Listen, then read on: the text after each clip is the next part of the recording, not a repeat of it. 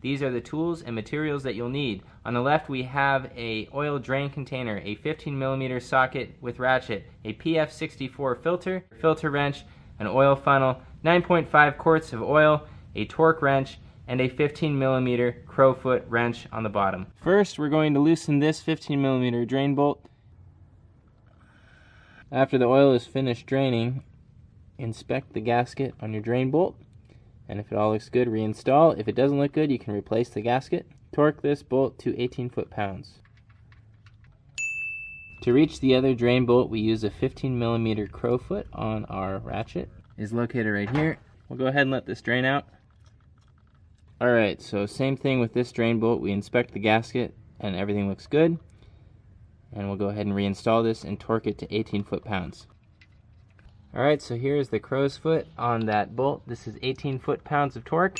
Now that both of our drain bolts are torqued to 18 foot-pounds, we're going to take our filter wrench and remove the oil filter.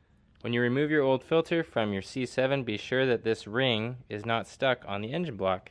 The next thing that we want to do before we install this new filter is to fill it with oil through here and lubricate this O-ring.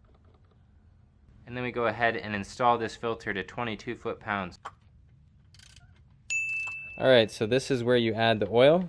We're going to add a total of 9.5 quarts. For driving on the street, they recommend a 5W30. For track driving, they recommend a thicker oil. Alright, so we are going to put our oil into here. We have a funnel. The total capacity of this dry sump Corvette is 9.5 quarts. Alright, so in order to reset the oil life, we're going to go over to the left on our computer menu and we're going to scroll up to info. Then we're going to scroll down until we get to oil life.